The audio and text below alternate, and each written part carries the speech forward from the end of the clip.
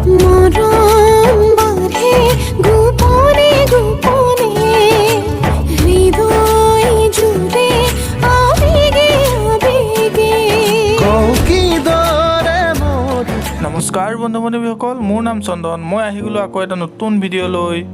আজি আমি বনাম আৰম্ভণিত দেখা ষ্টেটাছটো। এই ষ্টেটাছটো বনাব হ'লে আপোনাক পোনপ্ৰথমে PNG ফটো এখনৰ প্ৰয়োজন হ'ব। PNG ফটো এখন বনাব হ'লে সহজভাৱে যিকোনো এটা ব্ৰাউজাৰ খুলি ল'ব, তাত গৈ পেলাই চাৰ্চ কৰিব RemoveBG। এই ৱেবছাইটত যিকোনো এখন ফটোৰ বেকগ্ৰাউণ্ড সহজভাৱে ৰিমুভ কৰিব পৰা যায়।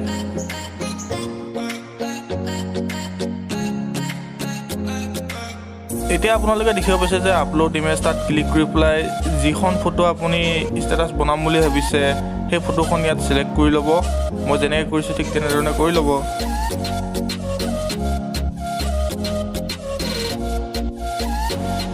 এয়া আপোনালোকে দেখিব পাইছে যে আমাৰ 1 ছেকেণ্ডত বেকগ্ৰাউণ্ড ৰিমুভ হৈ গ'ল। এতিয়া আমি চিম্পলভাৱে ডাউনলোড বটনটোত ক্লিক কৰি পেলাই ফটোখন ডাউনলোড কৰি লৈ ল'ম। এতিয়া আমি অন কৰিম পিক্সেল লেব এপ্লিকেশ্যন, যাৰ লিংক ডিছক্ৰিপশ্যনত আছে, আপোনালোকে তাৰ পৰা ডাউনলোড কৰি লৈ ল'ব। তাৰপিছত আমি এডিট কৰিম গৈ কাইনমাষ্টাৰত।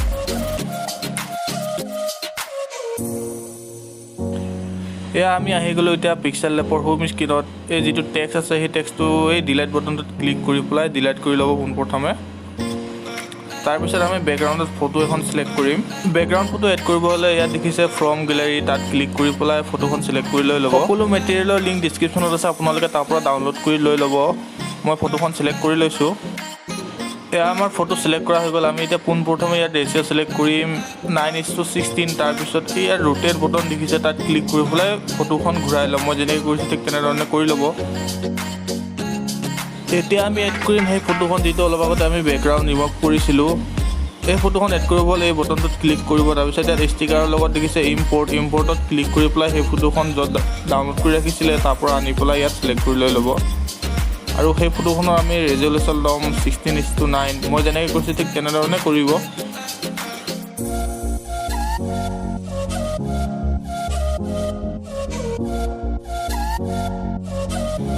এয়া আমাৰ ফটোখন এড কৰা হৈ গ'ল। এতিয়া আমি ইয়াৰ ডুপ্লিকেট এটা বনাই ল'ম। ডুপ্লিকেট বনাব হ'লে চিম্পলভাৱে ইয়াত কপি দেখিছে, ক্ৰপৰ আগত কপি, তাত ক্লিক কৰি পেলাই ডুপ্লিকেট এখন বনাই ল'ব। তাৰপিছত ডুপ্লিকেট যিখন বনাইছে সেইখন এনেধৰণে এডজাষ্ট কৰি লৈ ল'ব। তাৰপিছত বেকগ্ৰাউণ্ডত যিটো ইমেজ আছে সেইটোত ক্লিক কৰিব। ক্লিক কৰি পেলাই মই যেনেকৈ কৰিছোঁ ঠিক তেনেধৰণে ডাঙৰ কৰি লৈ ল'ব। আপোনালোকে চাই লওক ভিডিঅ'টো কেনেধৰণে কৰিছোঁ।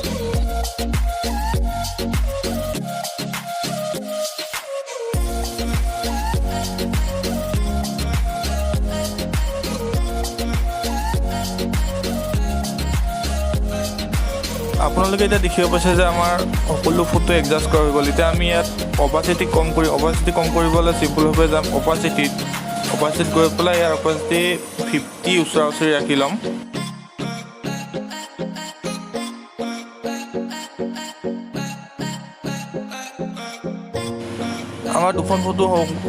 আমাৰ দুখন ফটো সম্পূৰ্ণভাৱে এটাচ কৰা হৈ গ'ল। এতিয়া আমি ইয়াত এখন বেকগ্ৰাউণ্ডত ফটো এড কৰিম। সেই ফটোখন আপুনি নিজৰ ইচ্ছামতে এড কৰিব পাৰিব, কিন্তু বেকগ্ৰাউণ্ডত ৰাতিৰ তৰা কিবাকিবি থকা তেনেকৈ এড কৰিব।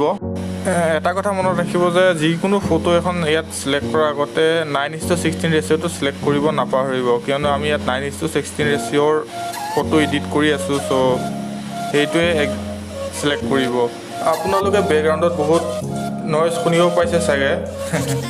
চ' এডজাষ্ট কৰি লৈ ল'ব। ৰিলেটিভ চাইজত ক্লিক কৰি পেলাই 100% কৰি লওক।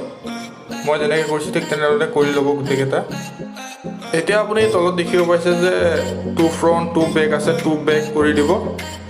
এতিয়া আমাৰ ফটো সম্পূৰ্ণ কমপ্লিট হৈ গ'ল। এতিয়া আমি ছেভত গৈ পেলাই কাষ্টমত টিপি পেলাই আল্ট্ৰাত ক্লিক কৰি পেলাই ফটোখন ছেভ কৰি ল'ম, কিয়নো আমি ভিডিঅ' বনাওঁতে অলপ পিকচাৰ ভাল লাগিব, সেইবাবে আমি আল্ট্ৰাত ছেভ কৰি লৈছোঁ। এতিয়া আমি অন কৰিম কাইনমাষ্টাৰ।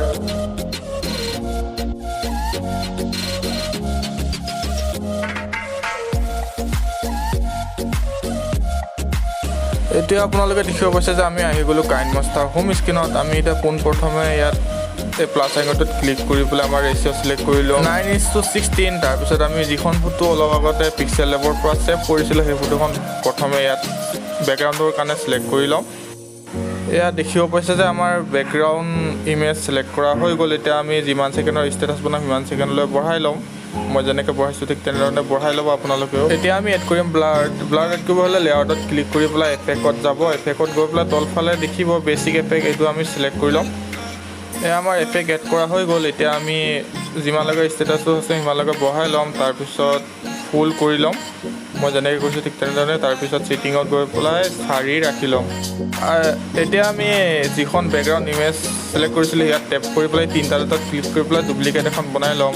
তাৰপিছত মই যেনেধৰণে এডজাষ্ট কৰিছোঁ ঠিক তেনেধৰণে এডজাষ্ট কৰি ল'ব।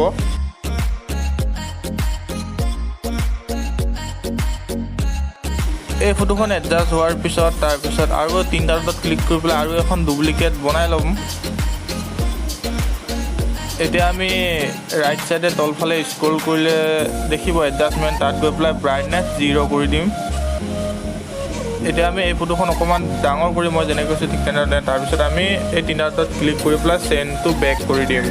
বেকগ্ৰাউণ্ডত বহুত নইজ আছে চাগে, কুকুৰ চুকুৰ ভুকি আছে, এডজাষ্ট কৰি ল'ব। আগলৈ লাহে লাহে ভইচ ইম্প্ৰুভ কৰিব চেষ্টা কৰিম। এতিয়া আমি আকৌ এখন কালাৰ ফটো এড কৰিম। এড কৰিবলৈ লেআউটত ক্লিক মিডিয়াত যাব। আপোনালোকে পাই যাব ডিছক্ৰিপশ্যনত লিংক, এইটো ডাউনলোড কৰি ল'ব। য'ত ডাউনলোড কৰিছিলোঁ তাৰ পৰা চিলেক্ট কৰি ল'ব। মই চিলেক্ট কৰি লৈ লৈছোঁ।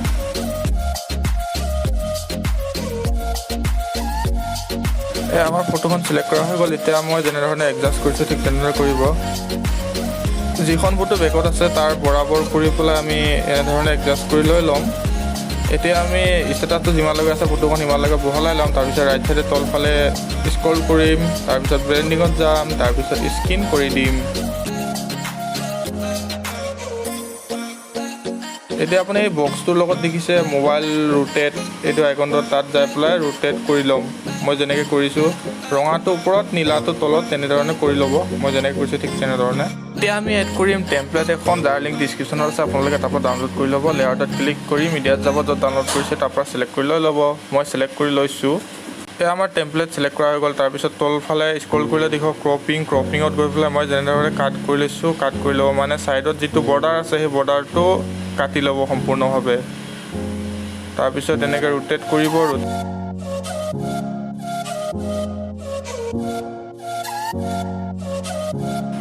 এতিয়া আমি ৰাইট চাইডে তলফালে স্ক্ৰল কৰিম। স্ক্ৰল কৰিলে দেখিম ব্লেণ্ডিঙত গৈ পেলাই স্কিন কৰি দিম। তাৰপিছত আমি এনে এডজাষ্ট কৰি ল'ম। মই যেনেকৈ এডজাষ্ট কৰিছোঁ ঠিক তেনেধৰণে এডজাষ্ট কৰি ল'ব আপোনালোকেও।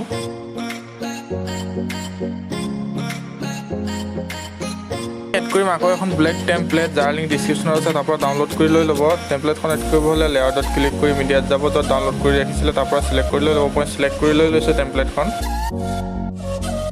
এতিয়া আমাৰ টেম্পলেট চিলেক্ট কৰা হৈ গ'ল। এতিয়া আমি কেঞ্চি আইকনৰ লগত থকা এই বক্সটোত গৈ পেলাই ফুল কৰি দিম। তাৰপিছত তলফালে স্ক্ৰল কৰিলে দেখিব ব্লেণ্ডিঙত গৈ পেলাই স্কিন কৰি দিম। এতিয়া আমি যিকেইখন টেম্পলেট এড কৰিছিলোঁ তাত টিপি পেলাই অডিঅ'টো অফ কৰি ল'ম। তাত টিপি পেলাই চিম্পুলভাৱে মাইক আইকনটোত গৈ পেলাই অডিঅ'টো মুড কৰি লৈ ল'ম। এতিয়া আমি লাষ্ট কাম এটা কৰিম। অডিঅ' চিম্বলটোত ক্লিক কৰি পেলাই অডিঅ' চিলেক্ট কৰি ল'ম। আপোনাৰ মন পচন্দৰ যিকোনো এটা গান চিলেক্ট কৰি ল'ব।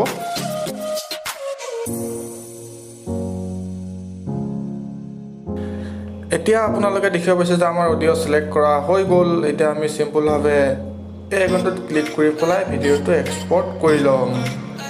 এতিয়া মই আপোনালোকৰ কাম কৰি দিলোঁ। আপোনালোকে এটা সৰু কাম কৰি যাব। যদি প্ৰথমবাৰ বাবে ভিডিঅ'টো চাই আছে তেনেহ'লে চেনেলটো প্লিজ ছাবস্ক্ৰাইব কৰিব। লগতে বেল আইকনটোত ক্লিক কৰি অল কৰি দিব।